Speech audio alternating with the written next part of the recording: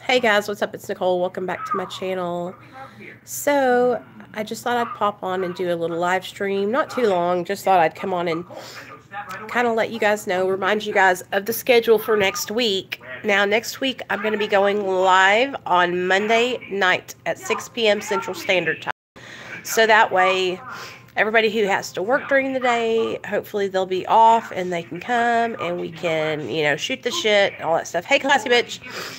And I think it'll be just a lot, I think it'll be a lot more beneficial for all of us if I do less live streams. You know what I mean? Well, you gotta text me, girl, you know, or call my phone.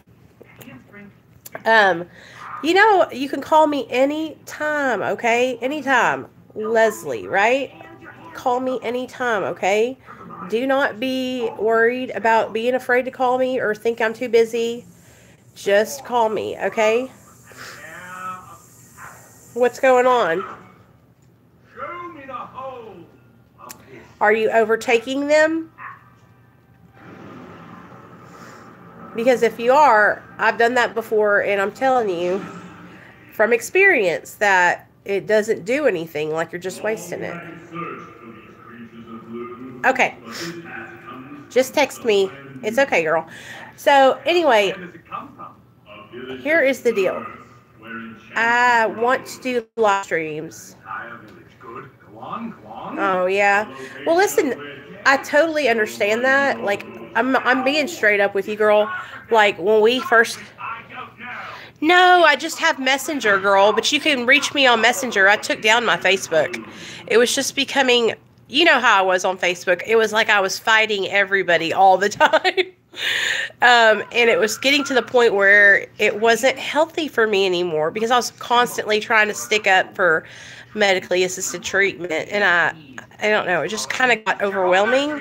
And it got to a point where it was like so many people would come into the recovery community and Facebook and start making videos, and then they would relapse, and then they would come back like it was no big deal, which it's not a big deal. Wait a minute. Look what I found. 3 tall trees. Carla. Well then, why don't you do this? Are you ready, girl? Because I'm ready. I'm starting to taper in January. I'm going to go see my doctor on the 6th. I think it's the 6th. And I'm going to start tapering with my doctor. But you don't just jump off, girl. Like, go to see your doctor and tell them what's going on. Well, if you're not ready yet, then you need to tell your dad to sit on it and spin. And he can call me. Right.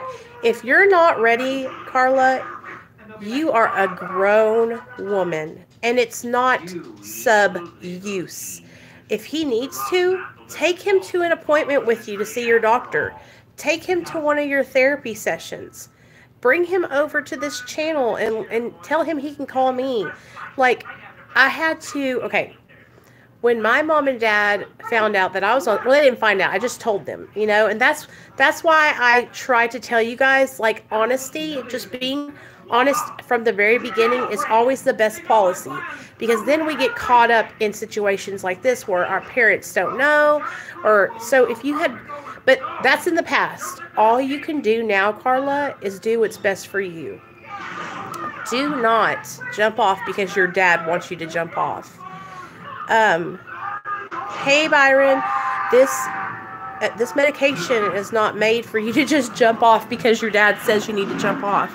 And your dad needs to put himself in your situation. Like, you're a young mom. Christian is going, your son's name's Christian, right? He's going through some changes and you're trying to get him all situated. It would be detrimental to yourself and your recovery and your child for you to just jump off and be irresponsible like that. So please, do not let your dad is... Right. And I'm telling you right now, Carla, like, I'm just now getting to a point where I feel like I'm stable in my mental health, where I could even try to start tapering, you know? So don't get discouraged. Right. And hey, Shayna, I feel like our parents, they don't understand. Sometimes, and here's the thing. My mom, she went to Al-Anon to learn about me as an addict and an alcoholic. If I can recommend anything to anyone, have your parents go to Al-Anon. Or if they're not willing to go to Al-Anon, have them watch the Recovery Cartel here on YouTube. It is Mr. Richard, what's his last name? I can't remember his last name. Anyway, he is a psychiatrist and a recovering addict. And he has a treatment center up in, I think, North Carolina. And he makes videos on this channel called Recovery Cartel. And they are family group videos. And he talks, he doesn't show the families that are there. Of course, the camera's just pointed on him. But he has family group sessions at his treatment center where he explains to the parents, what it is like to have an addiction. You know what I mean? And thanks, you guys. And he, helps the parents understand that, it's not... Because here's the deal, guys. Addiction is not a lack of willpower or a lack of morals. Has nothing to do with that. If anything, drug addicts have some of the greatest willpower ever. It's a mental obsession. Addiction is a mental obsession. And when we are stuck in the loop of addiction, which our brains, it's in our minds. When our brains are stuck on that loop, what is the loop? Does everybody know? Trigger, thought, obsession, use. Then you crave, then the vicious cycle starts all over again. So when your mind is caught in that loop, okay, you're in active addiction, you're just going through the loop. Trigger, thought, obsession, use, vicious cycle. You're just going through the loop. When your brain is stuck on that loop, it is a mental obsession. It is impossible to get through to somebody when their brain is stuck in that mental obsession, when they're in active addiction. Now, you can talk to somebody and try to help them all you want, but what happens is, hopefully they'll hear something. You know what I mean? That's right. And the consequences for a drug addict, the consequences don't make a fuck. I can tell you guys, okay, it all started out for me. The first set of consequences that I got from my drug addiction were, okay, I started missing work. I would be too high on meth to go into work. And what I mean was I would be skeeted out of my brain. And I couldn't go in and function in front of people because I'd be all this shit, And so I couldn't go into work. That was for my first set of consequences. Hey, Heather. And then my second set of consequences was I started to go into work anyway, and I lost jobs over it. Then and the disease of addiction is a progressive illness. It gets worse, never better. So you can't go backwards in the disease. You only go worse. You only progress further, into your addiction. You don't rewind. It's true though. I would be so skeeted. I mean, skeeted, twacked, that I couldn't even drive my car because I would be driving in the rear view mirror. I wouldn't look in the road. I wouldn't watch the road in front of me. I'm too busy looking in the rear view mirror because I think someone's following me.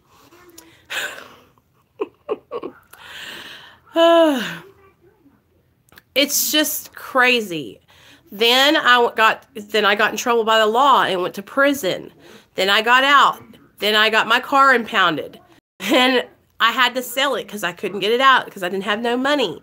Then I was homeless. Each time it only got worse. And the consequences only stacked up more and more and more and more.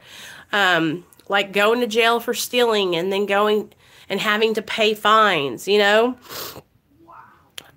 Yes. Oh my gosh. I cannot tell you how many times that I've had a bag of dope in my pocket and sworn somebody stole it. And then I'm oh, sorry guys, it's right here. And I laugh at it now because it's like, I cannot believe that my brain is like, I'm able to talk, you know what I mean?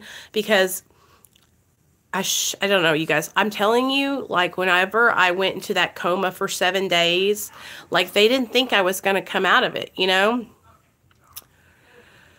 Yeah, and jumping bail and hiding out, and then when the cops finally catch up with you, you're like, damn, go ahead and take me in, you know what I mean? So, when we're in that, like, vicious cycle, it's hard to just, like, stop. It's hard to get any kind of, you know how they say addiction is insanity? It's doing the same thing over and over again, expecting different results. Like, it's kind of like that when we're trying to get sober.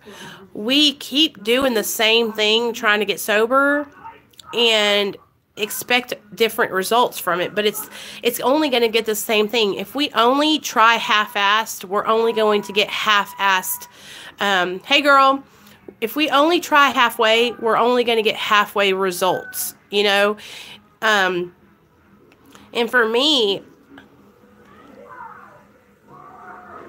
I wish I had been that smart girl. I took probation and then got revoked. I didn't know how they catch you up in it like that. But I wish I had taken my time too, because I wouldn't have had to go through that whole year of fucking off on drug tests and then getting revoked and then going into prison for a year. You know, I could have just got it all over and done with. But they tricked me. They made me feel like it was like 3 to 10 years in prison. But anyway, so when we're in that vicious cycle, we cannot see the light at the end of the tunnel.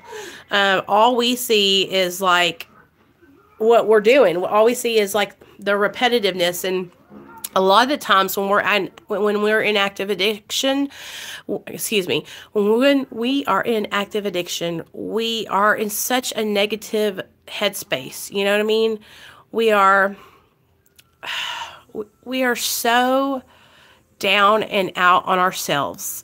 Because, listen, guys, anybody who's shooting meth or opiates in their arm or snorting them or crushing them up and doing whatever, putting them in their butt, I don't know, swallowing them, drinking them, anybody that's doing that to themselves is not happy with themselves, you know, because we know as smart people that that's hurting and harming ourselves, you know.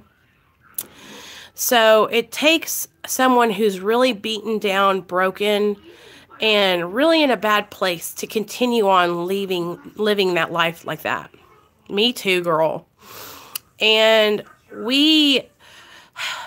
I think a lot of the times that people who don't understand drug addiction, I think what they think is that we are like, we want to be like this, and we're, you know, we just want to be high all the time, and that's why we do it, you know? But it's not really even like that at all. It's like, it's an obsession of the mind. And then when your body becomes dependent on opiates, then you're really screwed up, you know? And so that adds, it's a disease of the mind, the body, and the spirit. It is through and through you. And unless you can like pause for 1 second while you're in active addiction and really see yourself from the outside looking in and see how sick and disgusting and low and horrible and just pathetic you look, then you're probably not going to come out of it anytime soon. Because at the beginning, it's all romanticized. It's all, look at me, I'm cool, I'm a heroin addict. Yeah! Heroin addiction is so cool. And, you know, like, I almost feel like a lot of the times whenever I was shooting dope, I would, like, think that I was, like, fucking Courtney Love or something, you know? And fucking Kurt Cobain was my boyfriend. That I thought I was just, like, so cool. And now I look back on it and I think, wow, you were so pathetic. You were so sad. You were so, you know, insecure that you felt like you had to do that to make yourself feel better, you know? And it makes me sad, man. It makes me so sad that I did that to myself did that to myself. But now I can look back and realize that, you know what, you guys, this is how I try to think about it. Because if I don't, I'll get depressed. I try to think about it like this. I did all those things and I went through all those experiences because God knew. He knew that I was going to be someone who shared my experience with others. And he was allowing me to go through that shit so I could come out on the other side and share with you guys what it was like, so that way other people don't have to go through it. And that's why we all make it out. We all should die. None of us should be alive. We make it out because God has a plan for us. And I don't care if you don't believe in God. Somebody's got a plan for you. I don't know who your higher power is, but whoever it is, you have a greater purpose. So I try not to get so down on myself when I think back to like all those years that I was messing up my life, you know, because I did a lot of damage, you guys. A lot of damage. And there's, you know, I feel bad that we have to be embarrassed as active addicts to go to the hospital and get help, because there is such a stigma on addiction. You know, if we would just treat someone who is in active addiction like someone who is sick and suffering, like it tells us to in the big book, then everybody would be doing a lot better. Right. You know, girl, Classy, you are so lucky, because I'm over here needing to get the medicine to get rid of mine. See, and that's another thing. Like, we put ourselves in risk, in harm's way, you guys, to catch all these diseases and stuff. And a lot of us are so blessed that we don't have AIDS and are not dying of AIDS, you know, because I'm telling you guys, I'm so ashamed of it, but it's just true. I would use after anybody because I was just that desperate. That's where my addiction took me. My addiction was not glamorous. My addiction was not cool. My addiction was not, hey, I'm just a mom drinking wine and popping pills. My addiction was the gutter. My addiction was, I'm talking like methed out, wearing ski masks, go inside people's fucking storage buildings, stealing their shit, and then pawning that shit. My addiction took me to places that I would never, ever go now. Like, it scares the shit out of me when I think about where I had been with those people. Like, we would be in little hotel rooms, and these dudes would have guns, and it was scary. I don't know if any addiction is pretty. I think a lot of people romanticize, though. You know, when it first starts out, we think that everything is going to be cool, you know, and that's what I was talking about earlier, and that we're all going to just be like, oh, it'll be okay. I'm just going to, you know, pop a little bit of this and do a little bit of that. At least for me, you guys, whenever I first started getting high, it was like cool, you know what I mean, to snort cocaine because it kept me skinny. Do you know what I'm saying? And I don't know if that was like because I was 17 years old, or if that's because like that's what everybody was saying. Do you know what I mean? Like, I feel like it was almost like accepted, but not, you know. And now it's like, now with the heroin epidemic that's going on, opiate epidemic, and people are seeing addiction for what it really is, the lowest of the low, you know, because I feel like a lot of the time, some of us are so fortunate that we didn't go, you know, that we got sober when we did, because we would be a lot worse off. Right. And that's what I think happens. I think that some divine intervention comes in because, like, okay, for instance, like, my higher power knew that I didn't have much longer left in me, you guys. I was bad, you know, and my bad place was, you know, shooting up and sharing needles with people and being, you know, not really having a stable environment to live in. That was my bad place. Your bad place might have been, you know, snorting hundreds of Percocet 10 a day and passing out and smoking cigarettes in your house and almost catching yourself on fire. I've been there. That's a bad place to be too. But what I'm saying is each of us have those different rock bottoms. Do you know what I'm saying? And a lot of the times what happens is there'll be people around us enabling us and catching us before we hit our rock bottoms. And that's why I think a lot of us like stay in active addiction longer than we really probably would have if everybody just let us hit our face. You know, if everybody just let us fall. I feel like, you know, Neil's family, they didn't mean to, but they added an extra 3 years onto my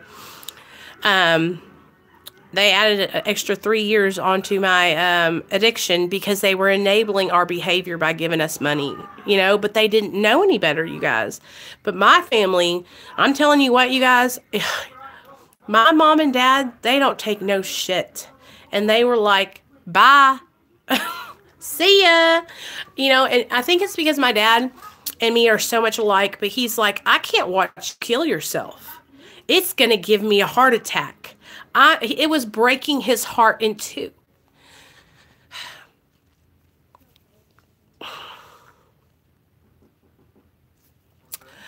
I remember one time when I still lived in Hot Springs before I moved here to Little Rock. I had snuck into my parents' house while they were at work because I didn't live there, but I knew my dad had insulin needles. So I broke into their house and I was in the front bathroom shooting up. And my mom caught me because she had gotten home from work and I guess I was taking so damn long. And I remember just being so ashamed, you know. And I just ran out of there. Like I didn't clean up after myself. I just ran out of there and got in my car and drove off. And my mom was like so pissed. And I remember just thinking, I went straight to that guy's house that used to beat me up. And we weren't even together. He had like left me, remember? And I stayed the night over there. And because I didn't have anywhere to go, you guys. I didn't have a house. I always was just running somewhere, you know.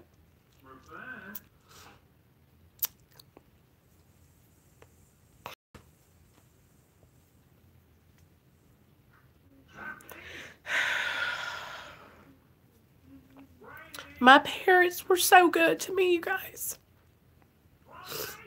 I had the best childhood. They raised me so good. They taught me right from wrong. They gave me everything I ever wanted. I was a cheerleader. I was in a band. I was first chair clarinet. I won dance competitions for choreography. I was gonna be somebody.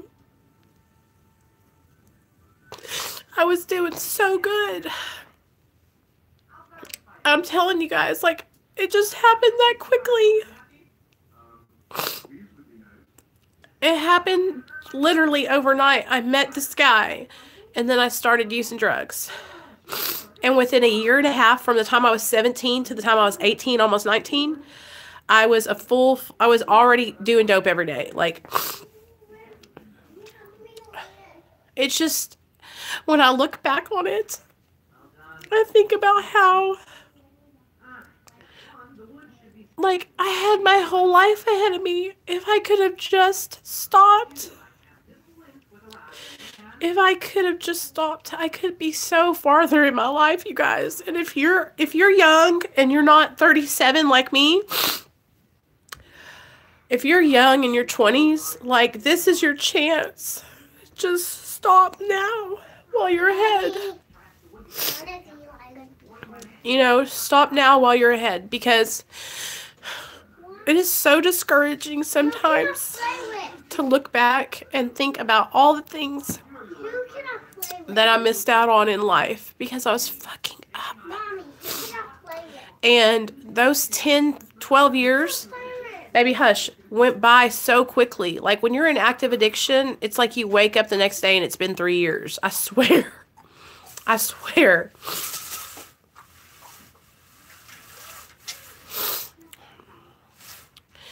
And it's just hard.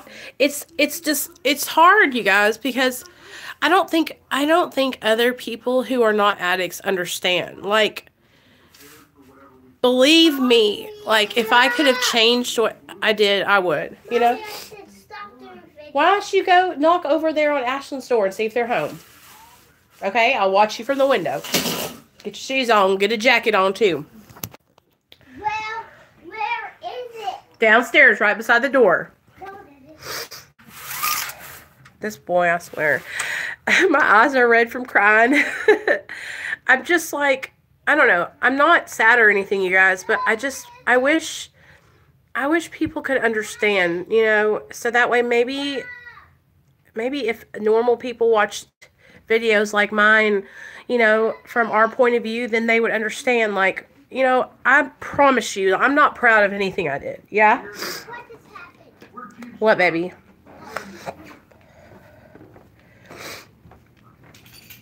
Oh, I'll get it. It's okay. It's just the coat thingy tipped over. Okay. Oh, no, you can do it on your own. Oh, never mind. What? It never helped. You want to play Nintendo? Go. Don't put this on phone. Okay, hold on. Hey, stop being ugly. All right, guys, hold on a second. Oh, mercy. Here you go. Get on your shoes. Or over there by the other door.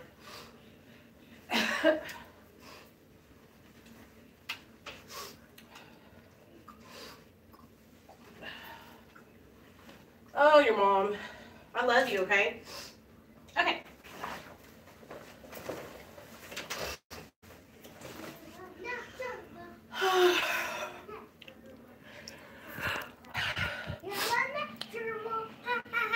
Text me, Classy.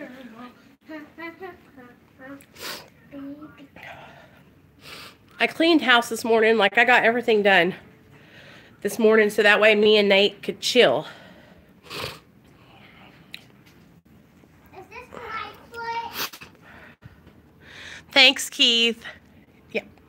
I try, you know, and that's what you guys know, like I try to uplift everyone and give you guys morning, give you guys like positive reinforcement, but sometimes I just got to keep it real with you guys. Like, it can be really daunting and overwhelming sometimes. Let me see. Woo! Oh, wrong foot. My bad. Other foot. There you go, baby.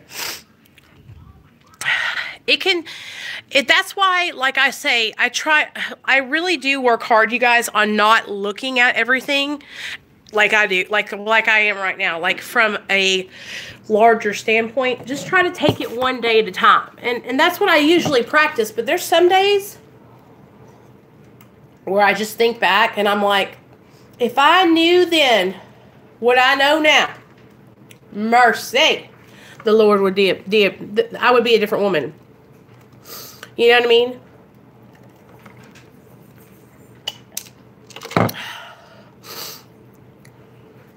It's just, it's so easy, you guys. Like, it's so easy to get caught up like I am right now in shoulda, coulda, woulda. I'll tell you this much, though. If I can afford plastic surgery, y'all better believe I would be up in there getting my nips tucks. Okay? Don't get it messed up. I would love to have liposuction. I would love to have liposuction in my belly and then put that fat in my butt. And I want a boob lift and make them smaller. Because they're too big, y'all. 20 pounds a piece over here. A boob lift and a boob reduction. I'm telling you what, I can just see it now. I would be addicted to plastic surgery. If I could do, I already asked Neil, you guys, if I could get my lips done. Do you know what he said? Hell no.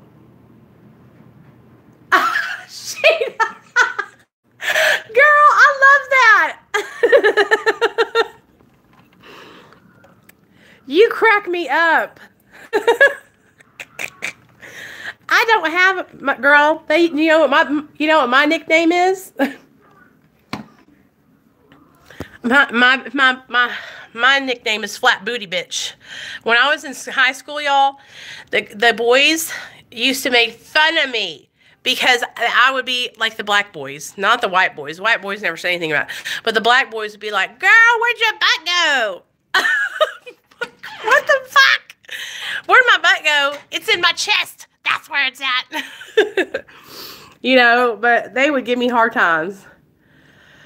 So here's the deal. I went on to Sephora yesterday and I looked up because they had that Too Faced lip injection. And it's supposed to like really sting your lips and plump them. Are you inside? Okay. Okay. I'm right here.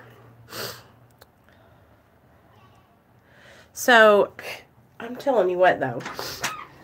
Right. And what it does, it's called Too Faced lip injections. And what it is it makes your lips sting really bad. It makes them, like, plumper. I already asked Neil, and you know what he told me? He was like, if you do that, I swear to God, I'm going to be so pissed. Because where he works, there's a lot of ladies that come in that are like my age and a little bit older that get lip injections. And he was like, you don't understand. Like, they come in and their lips look so fake and lumpy and just, you can tell, you know what I'm saying? And I'm like, what if I got it just a little bit so you...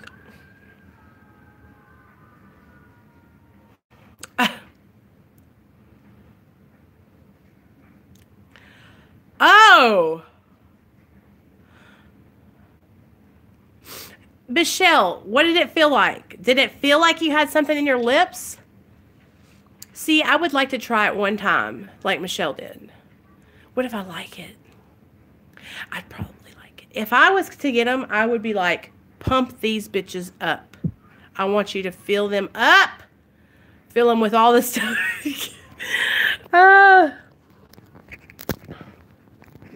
That's crazy, you know? But I think that, okay, so I don't know how we got on injections. Oh, here, that's how we got on it. So, being addicted to plastic surgery, that's how we got on. I think since I do have, like, we all have addictive personalities because we're addicts. I think that if we all got plastic surgery, it would probably be something that we like overdid because we liked it, you know?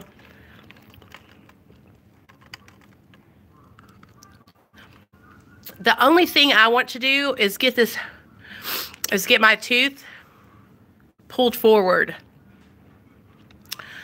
2018 in one word. It was... Yeah? Nobody's home. Okay.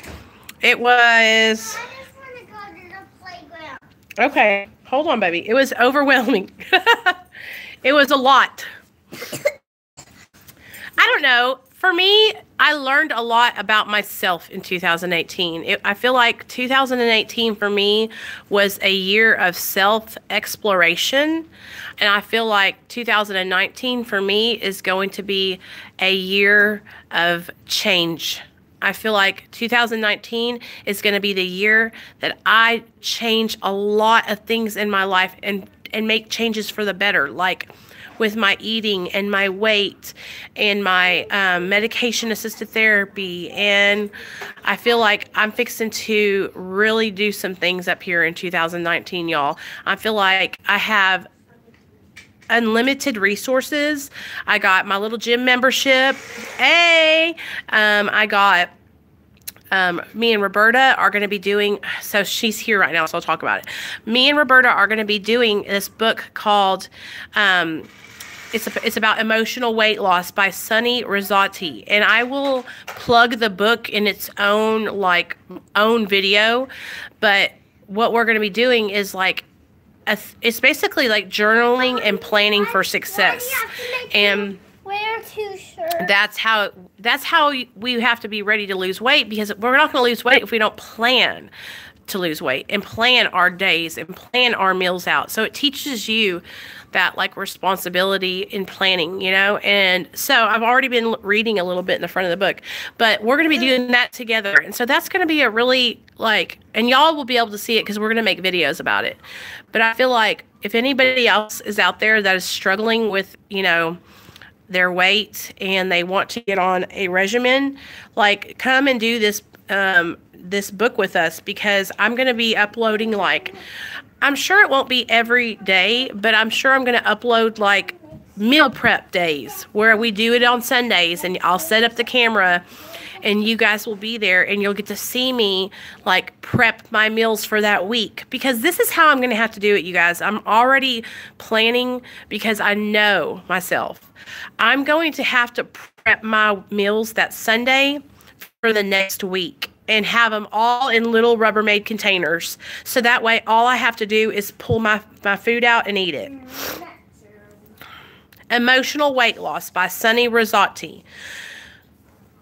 So it's gonna help us, and I think it's gonna help me because my relationship with food is extremely unhealthy, and I use food almost like I use drugs and alcohol, you guys, as a way to cope with my feelings, you know. I don't know if you guys noticed that, but listen to this, you guys. Roberta, I had one last hurrah yesterday. Neil brought home, you guys, a 6-pack of chocolate donuts with the cream in the middle. And you guess what? I did. I ate every one of them bitches. And they were so good. Mom, but I don't love Ashlyn. We love you, baby. Do you not love Ashlyn? And now I'm drinking water and I'm getting ready for, this is what I'm going to do. So I'm going to fast for New Year's, one day with some water and stuff. Girl, I suck this. Y'all, I'm serious. This is how I do it. I eat all the way to the middle, and then the cream is right in there, and where it's all cream, and I half it in half, and I'm like, and you guys listen, I literally do not care. Like, I know that you guys know this. Like, I am going to eat on camera. I will talk about like how I feel and being, or be worried about people talking about us behind our back. Do you know how many years I worried about what other people thought about me? And sure, don't get me wrong, I'm a human being and words do hurt. But I am getting to the point now where even if I'm a thick soul sister, I still feel good about myself. You know why? Because I'm making better choices in my life. And that's what it's all about. Like, once you start making better choices and doing esteemable acts, yeah, it is like, I love doing, and that's the thing, like, when you start doing the right thing and you start living your life to be of service to others, it'll bring you on a whole new level, at a whole new, it's like nobody, it don't hurt me. I'm not fazed because I know that I'm living my life right today. You know, now back in the day when I was living my life and I was in sin and I was hurting others and I was getting high and I was hurting myself, if people would talk shit about me or make a video about me or whatever, it would really bother me because I knew I was living wrong, because I was doing shit that I knew that deserved to be talked about because I was doing bad shit. But now I'm living my life right, and I'm living my life selflessly to help others. Do you know what I'm saying? And that's what helps me stay sober, is just sharing my life with you guys and letting you guys know, like, there's days where I wake up and I'm like, wow, do I have to do today? You know, do I have to do it today? But then, you know what I do? I rewind and I think, Nicole, you have a house to live in today. Nicole, you're not shooting up today. Nicole, you have your son in your custody. and he's not in DHS. You have so much to be grateful for. You know, because I remember when my son wasn't here. I remember when I wasn't able to have him, you know? It was a very, very, very hard situation. And I don't ever want to go back to that. You know what I mean? And I think that's what pushes me to keep making strides to do better. Do you guys know what I mean? It's really difficult to go against the grain.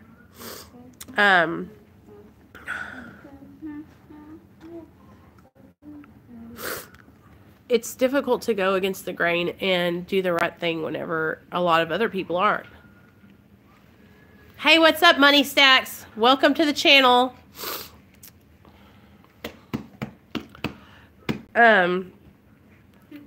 When you can like zero in and realize that gratitude is what you're feeling. I first felt gratitude in my sobriety. That's it. Okay, so Shanna said a great thing. I remember the moment I first felt gratitude. Okay, and that's the thing. Like, I know what it was like for me was I was like, wow, I can smell the air. The trees are green. I'm not in prison. My son is home with me. You know, of course, the tree's supposed to be green. The trees are supposed to be green. But see, the thing is, I never realized the greenness of the trees before because I was doling myself out with drugs. I never realized how clear the air was and how grateful I was to be alive because I was high. You know, I never realized how wonderful a family I have or how blessed I am to have the crazy mother-in-law that I do, you know, because I was high.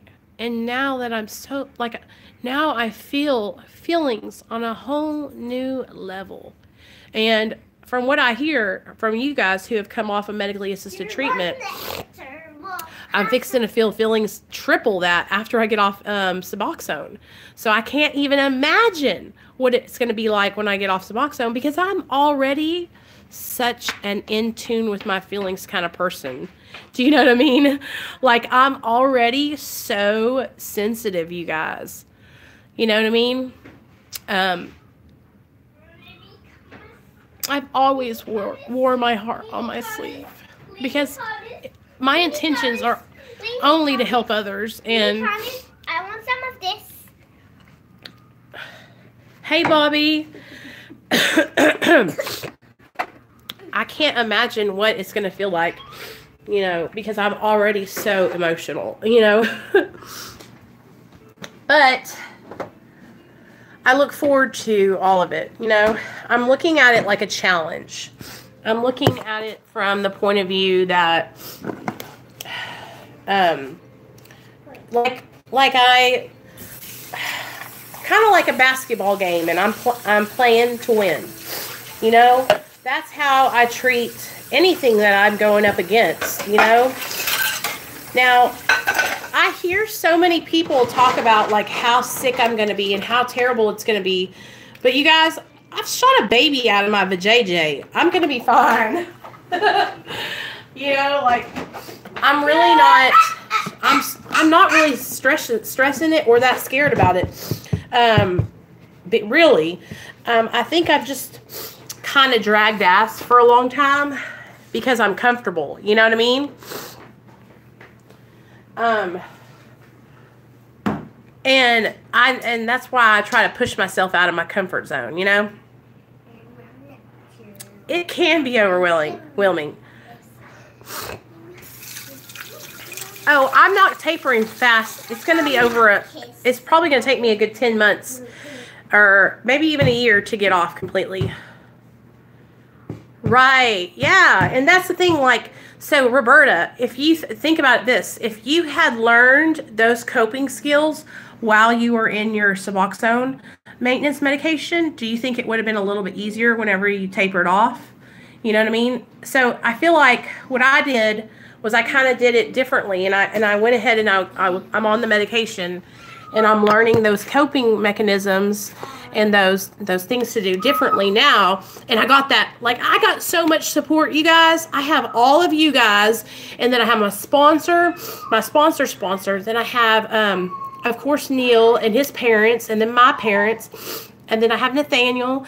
But I have so many people that are sober, that want to see me succeed, that are literally cheering me on. Like, it's crazy. Like, I've never had so many people that actually care to see me do good. So it's really awesome. I'm excited to, like, show everybody that, you know, that I can do it. But I also feel like I've had to wait to get to a point where I was ready. You know? I do. I didn't read it this morning, though. Let me go look. Mommy? Yeah. What? Go change. This boy. I have the book, actually. I think Neil has it in Instruct, though. Let me see. I had to get to a point, because what was happening for a while was I was feeling pressured. Like I needed to do it because everybody was telling me I needed to do it. And so I wasn't doing it for the right reasons. Or I wasn't thinking about doing it for the right reasons. So I finally got into a place where I feel like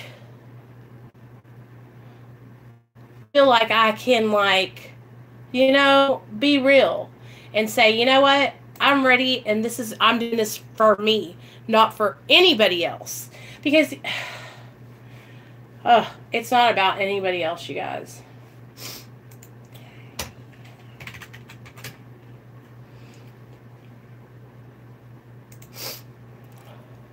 Is on ecstasy really bad. Tisha, I don't know, girl. Take him to a meeting. I got the same. I got the same ones. Look. I got the same one. Look. Got the same ones.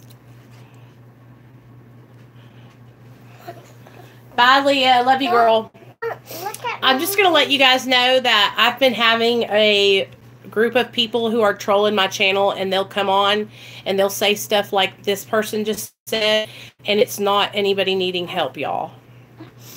Tisha, if your boyfriend needs help, you can message me on Instagram at Nicole Pludre. Well, I know I see. But ecstasy isn't anything he needs to wean off of. Give it to me. Oh, you gotta take your shoes off. Don't look at me, guys. They're not looking at you.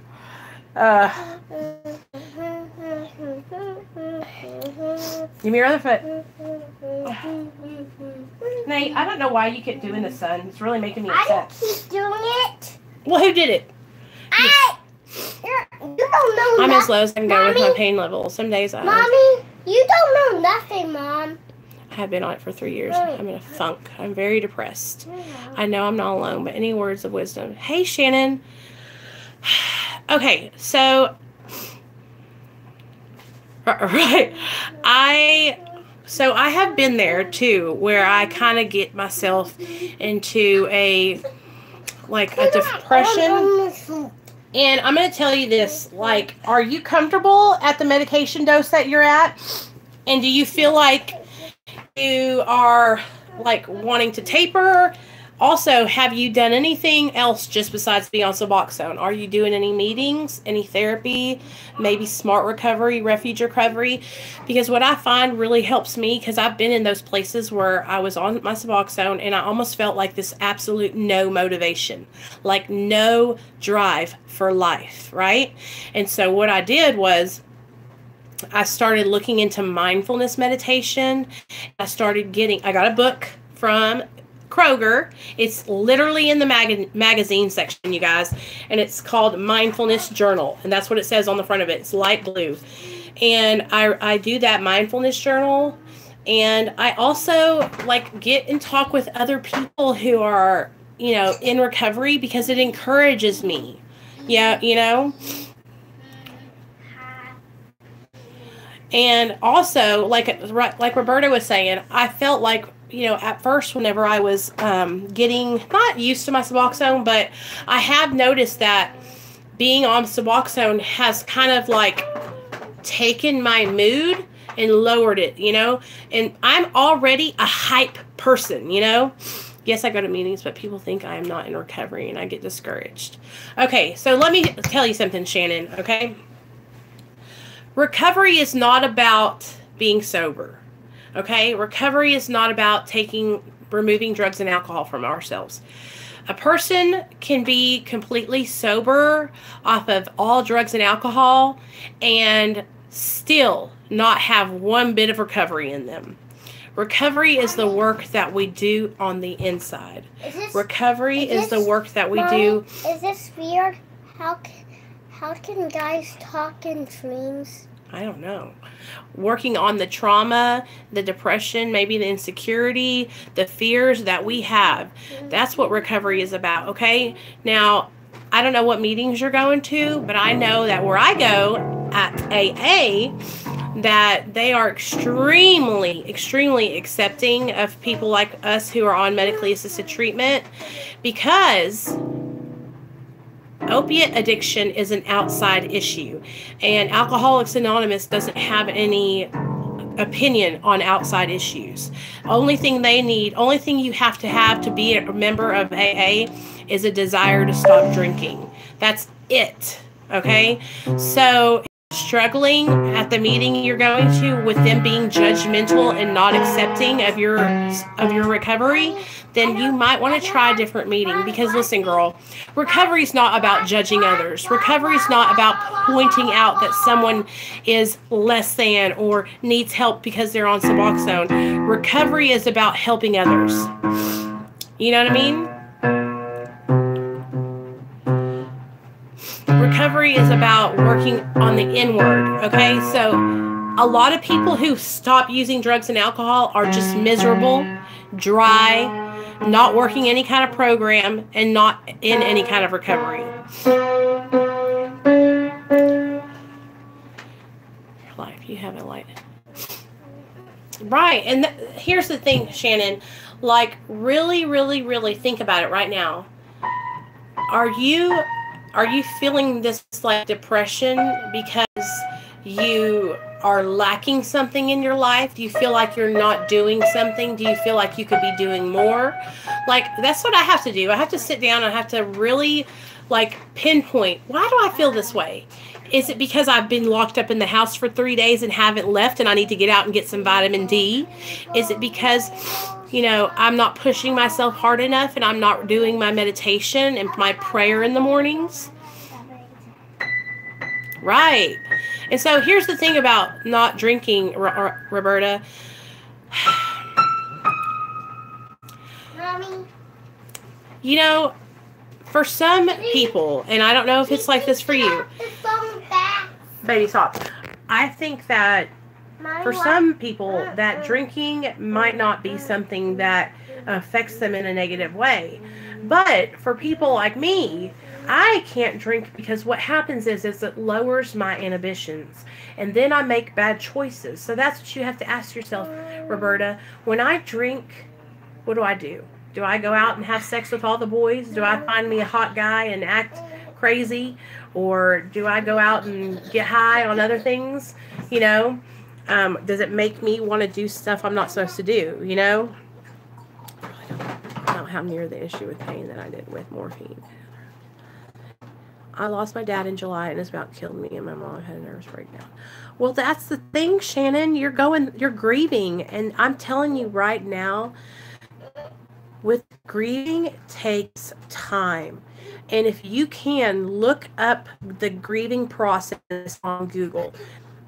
And there are exercises that you can do to process that grieving, okay? I know when we lost my husband's dad, and I know he's not my dad, but it still affected me. I felt anger, then I felt sadness, then I was angry again. Watch me do Twinkles, Twinkles. Yeah, you're doing it. Wait.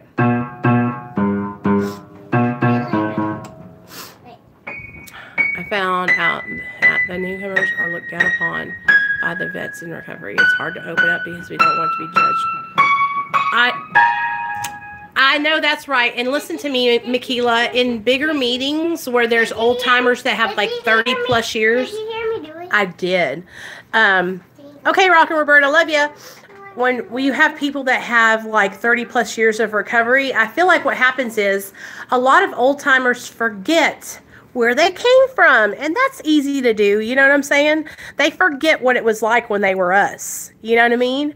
And what happens then is usually if they forget where they come from, something will happen and they'll get reminded and then they'll change the way they act. But you just gotta, real talk, you guys, you just gotta ignore people that are not trying to help and support you. You know what I'm saying? Yeah. Because that's what we got to do. We got to show them that I love giving my phone numbers out to every girl in the meeting. Because I'm like, I remember when I would go to the meetings and I was so embarrassed to ask anybody for their number. I was so embarrassed to try and talk to the girls. So I think they must feel that same way. You know, so I give my number to all the girls. And me and Neil, we're going to a meeting tomorrow. And it's at the rehab that I graduated from. And every time we go in there, there's so many girls that are like new and, you know, they're just in rehab. So when we go in there,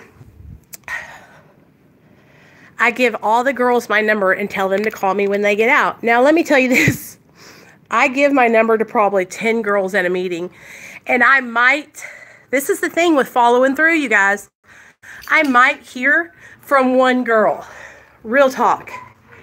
Us addicts, our pride will be the death of us.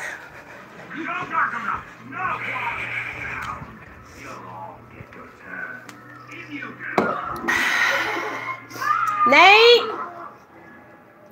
We are having a good talk today, y'all. I'm really enjoying this. Our pride will be what takes us down through there, because we will not ask for help. We'll put those numbers in our pocket and never use them. Isn't that great? Huh, Nate? Why, Nate? I told you I'm here. I'm back here. Okay. But Shannon, please, girl, don't be depressed. I really want you to get your, if you don't have a sponsor, get a sponsor and start working the 12 steps. Michaela, have you went through the 12 steps yet? Full of people who we would like to understand what we are going through. The grieving process is rough. You feel all types of emotion. You don't want to think about that. Keep holding on and continue your life. Yes, good advice, Keith. Okay, so here's what I was going to tell you. So when you're going through the steps, okay, that's where the relief comes, you guys. And what I mean by that is, okay, the 12 steps are made for us to become closer with our higher power, to gather a conscious contact with God, okay, our higher power, all right, to also get connected with our sponsor, and to become honest, open, and willing, open-minded and willing. And when we get that conscious contact, it's like a God consciousness. Like you feel that your Creator is there with you, and you know that He's walking you through each day, right? And it helps so much whenever you can talk with somebody. Listen, you guys. Okay, you know what we're going to do? We're going to change directions, and I'm going to talk to you guys about how to find a sponsor if you're struggling with that, okay?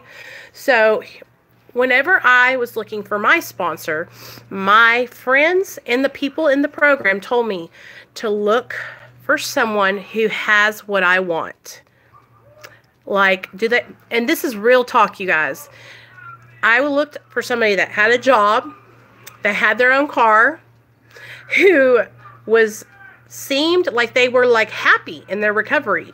You know, someone who I felt like was strong in their recovery. Someone who, when they shared, I could relate to what they were saying. And I was like, wow. And it took me a couple times to ask people, because I asked them told them I was on Suboxone, and there were some people that wouldn't work with me through the steps because they didn't feel that they could because I was on medication-assisted therapy. But I found somebody that worked me through the steps, you guys, and I can only explain it to you like this. When I did my 4th step, which is the dreaded part that everybody's afraid to do, which is writing down, you know, all your resentments, writing down how your instincts were affected, okay, and writing down what your part you played in creating that resentment. And then I read it all to my sponsor, and we went through it, and it was amazing. I told her things that I'd never told anyone in my whole entire life, and she didn't even judge me. She was like, "That's it. I've done that too." And then we prayed, and we asked God to, you know, help me to lift some of my character defects and some of those things that, you know, to help me change some of the things that I was seeing repeatedly on my 4th step, which were me being selfish, self-centered, and self-seeking, you know? And the thing about it is, you guys, like, you guys can talk to me about anything, okay? You can talk to me about anything. I can help you find a sponsor. I can help you get connected with people in meetings if you need me to. But I'm telling you right now, Michaela, just like you give the girls the hugs at the meetings, see how you're doing that? Just go and ask somebody, girl. Just ask somebody. Just say, "Hey, will you sponsor me?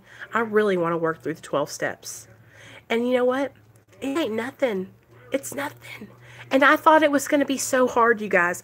I thought the 12 steps were going to be so hard. And they're not. Step 1, surrender. Okay? Step 1, my sponsor had me read Bill's story out of the big book and write a little paragraph about how I related to his story. Okay? Step 2, we read, I think, How It Works and the Doctor's Opinion. Okay? I've done all these with you guys here on my channel. There are 3 videos doing steps 1, 2, and 3. And they're labeled steps 1, 2, and 3.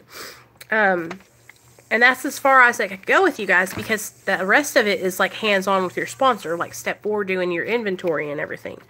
But I explained steps 1, 2, and 3 with you guys here on my channel. And I don't want you guys to feel like you're missing out on anything because you haven't done the steps. I'm just trying to encourage you guys to do a little bit more for your recovery. I truly feel like, what do you have to lose in doing the steps? It connects you spiritually with your higher power, and it teaches you how to live life on life's terms. Because you know what? It's not about our terms anymore. We don't get to make the rules. Now we're living in life. Real life. And we got to learn how to live without reacting to things like we used to, without reacting with taking drugs and alcohol. What do I consider taking inventory? Okay, well, when I take my own inventory, which is my 10th step, okay, I'll usually do a 10th step inventory in the evening, okay? Maybe every 3rd day, and I will think about, or lay in bed, or even write it down on a notepad. Is there any way I hurt or harmed somebody today? Is there something I could have done differently? So you remember the other day, Michaela, when you came over and you said that I kind of hurt your feelings? That was something that I looked at, and that's why I messaged you right away on Instagram, because I'm always trying, you guys, to do the next right thing and help somebody. And I always am taking a look at my behavior, okay?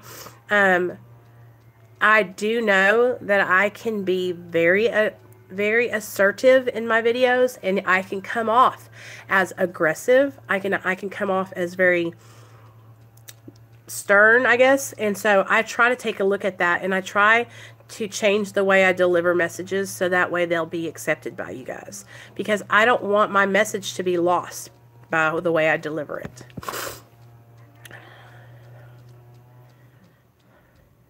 Good job, Shayna. That's awesome.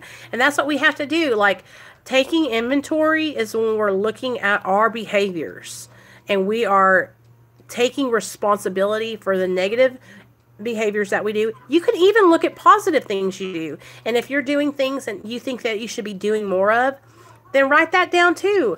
You know, today I did my mindfulness journey. I need to do more, you know. But taking other people's inventory now would be me saying, oh, well, you need to go and make an amends to that person because that wasn't very nice. Well, you know what? That's none of my business. You know, that's between you and your higher power.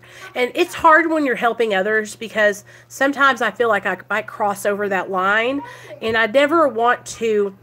That's why I try to be very careful of the way I deliver things and talk to you guys, because I don't want to deter anybody from trying the 12 steps.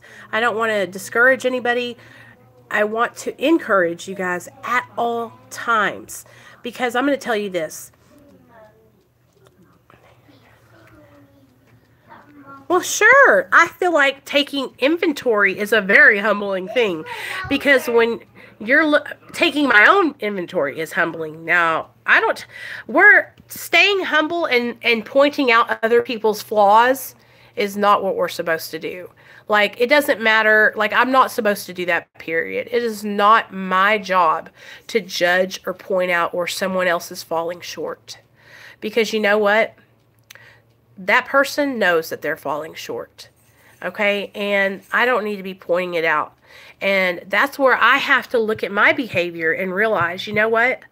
The gossip, the drama, the chaos, that is just feeding in to my ego. And my ego is what's going to get me in trouble. Okay? So when we're taking someone else's inventory and pointing out their flaws, and what we're saying is, I'm better than that person. My ego's, you hear what I'm saying? And we are all the same. It doesn't matter if you have 1 day sober or 365 days sober or 35 years sober. We're all the same. You realize that? We're all just trying to make it 1 day at a time.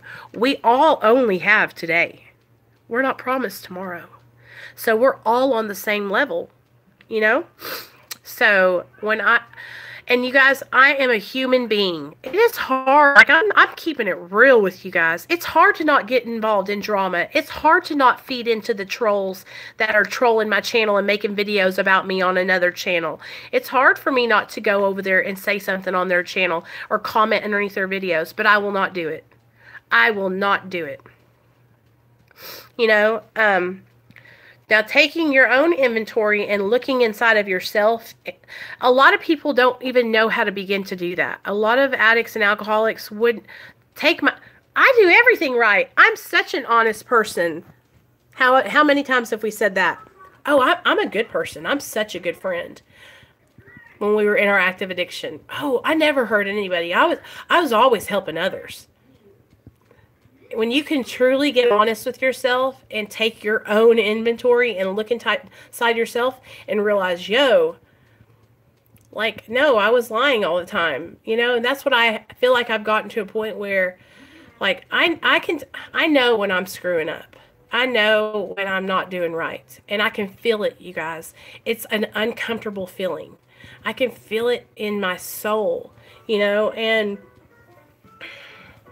I also know that worth it at the end of the day. Right, Keith, it really isn't worth it. And I can only, here's the thing, you guys. Like, I know not everybody is going to like me, you know. I know not everybody is going to get along with me. But there's one thing I do know, that the only thing I'm doing over here is speaking the truth. Okay, I'm speaking the truth on what works for me. I'm speaking the truth about the disease of addiction. So, I mean, I'm not hurting or harming anyone. I'm only speaking the truth, okay? And if you are offended by the truth, then I understand if you don't want to watch my channel, because it's all about the truth over here.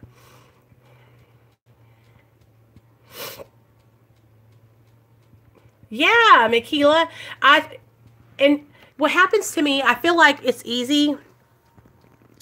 I do too, Michelle. I do too. And I know it's easy to For me, it's easy to get in a group of women and like start chattering, and I call it gossip, but we're really just taking other girls' inventory. You know what I'm saying? And it's hard. It's hard when you see someone else maybe that is struggling and they're doing something that you know they shouldn't be doing. What, baby? Look at my horse guy, look. I see. When you know, let me use an example. Michelle, you know what I'm talking about. When someone is doing something that is not honest, that is putting their recovery in jeopardy, and you're friends with them, and you do the thing that you think is right by saying, "Hey girl, I'm worried about you. Are you okay?" And then they just flat out, I know. Well, you know what, Michaela? I felt, so here's what I did. I had a girl that I was worried about her recovery because she was this hoodwinked right here. Okay, I was worried about her recovery because she had been kind of seeking out drugs from other people. And so I asked her, I said, "Are you okay? So-and-so said you were doing this, and I'm worried about you." And I really, really, really came to her like with care and concern, right? And it ended up turning into my fault. Now it's my fault because how is it my fault? That's why from now on, Michaela, you might be right, girl. You might be onto something. From now on, I just won't say anything at all.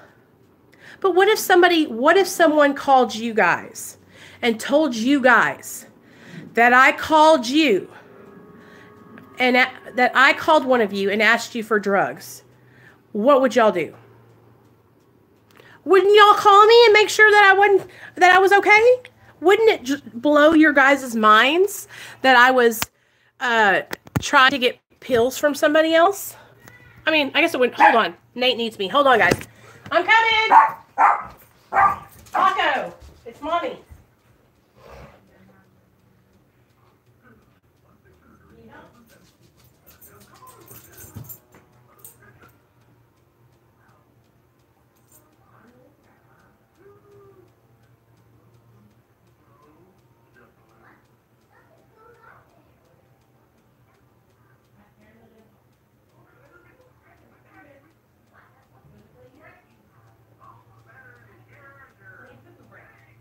Okay. Good job, son. I put hoodwinked on. There's no poo-poo either. Oh, okay, good. Okay. Hey, Jamie. Okay, so, but tell me, wouldn't y'all say something to me? Or do you think that I shouldn't say anything to anybody? Oh, well, girl, it might be blocked. I don't know if I blocked bullshit. I don't think I did.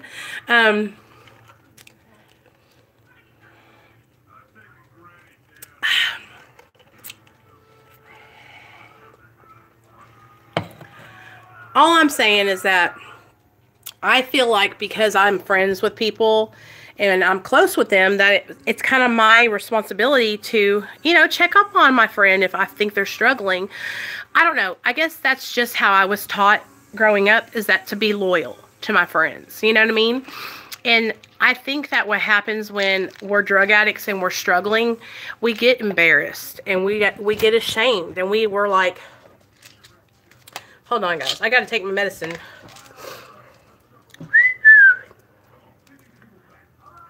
Okay. I want y'all to know that I literally take a quarter at a time. Okay. Sorry. I take a quarter at a time of my medicine. It's like a little piece because they're so big I can't. They're the pill kind.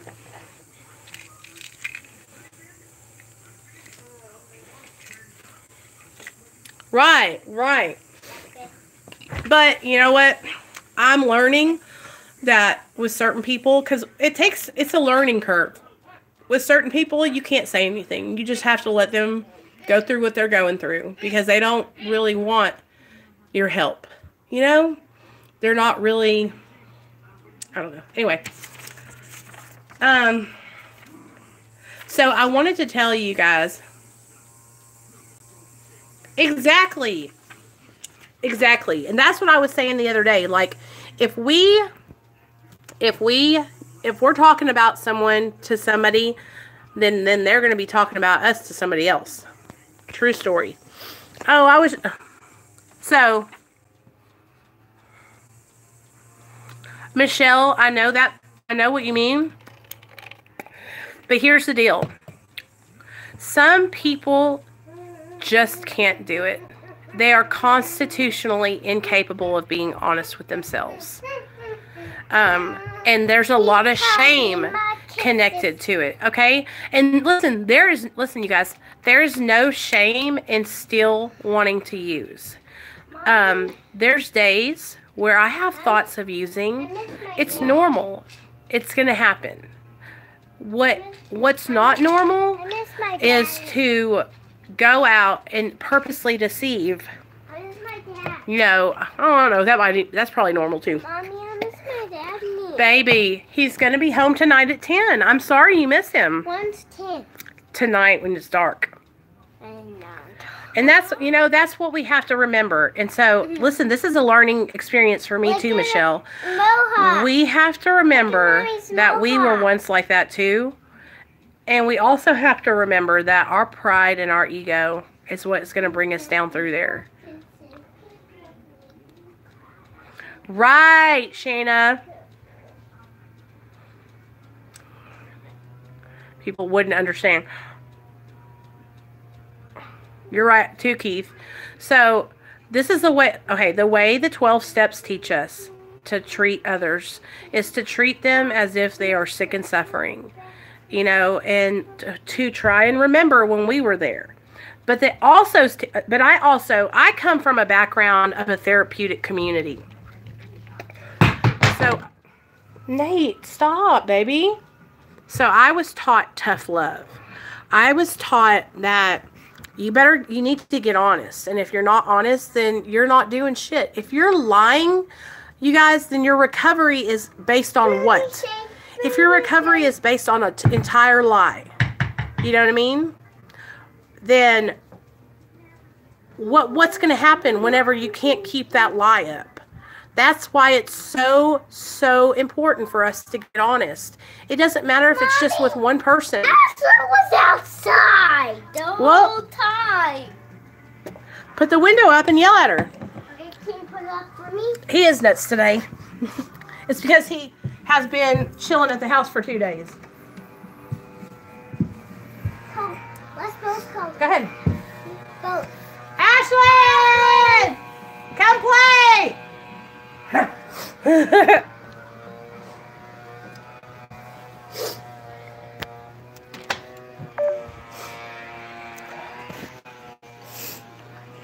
If you don't want someone to get your goat, then you better hide it. Oh, Shanna, you're nuts with these damn sayings. It's just, there's a lot of shame connected to addiction, you guys. And I also think that whenever you make a profile on YouTube and you're making videos, I've seen it happen before. I've seen it happen before with other girls where the audience puts you on a pedestal, okay? And here's the deal, you guys. I am no recovery god. I could relapse tomorrow, but I'll tell you one thing. I will come on here and I will say, I relapsed. I need help. Because that's one thing I've learned in my recovery is there's no shame. There's no shame. You know, I guess I'm just to a point where I'm tired. Like I don't have an image to protect. Let's go one more time. You know, is the front door open, Nate? But anyway, I'm going to get off here. I love you guys. I